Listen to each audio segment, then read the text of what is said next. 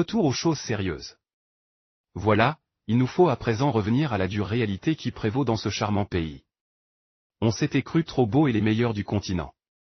Un carton plein avec des buts et la manière lors du premier tour de la CAN qui se dispute actuellement en Côte d'Ivoire et se poursuit sans nous. Avec ça, on pensait qu'on ne ferait qu'une bouchée d'une équipe miraculée dont la qualification pour les huitièmes lui avait été offerte par le Maroc. Ah, ils verront ce qu'ils verront, ces Ivoiriens. Juste qu'on oubliait qu'au-delà des tactiques et des schémas auxquels Kakorbi ne comprend que dalle, le football c'est aussi une affaire d'hommes. Que les enragés féministes se calment. On parle de cette rage de vaincre. Et les plus lucides ont gagné.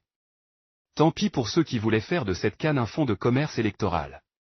Il nous faut revenir aux choses qui nous paraissent plus sérieuses. Comme ces gens qui veulent piétiner les fondements de l'État après s'être amusés sur les lois de la République.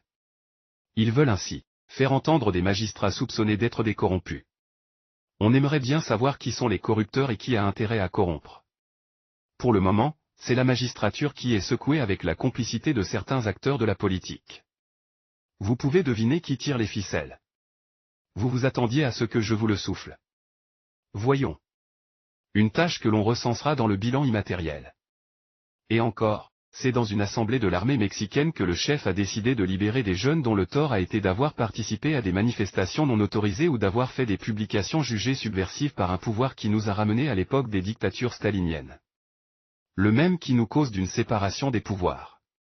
Et sitôt dit, des jeunes ont recouvré hier la liberté sans être jugés. Tant pis s'ils ont fait plus de 8 ou 10 mois en prison. Des vies détruites et des emplois perdus pour rien. Il fallait faire payer à ces jeunes leur effronterie de se réclamer militants d'un leader populiste, salafiste, terroriste. Et c'est dans ce pays que l'on nous serine la phrase éculée d'une séparation des pouvoirs alors que l'on sait bien qui donne des ordres.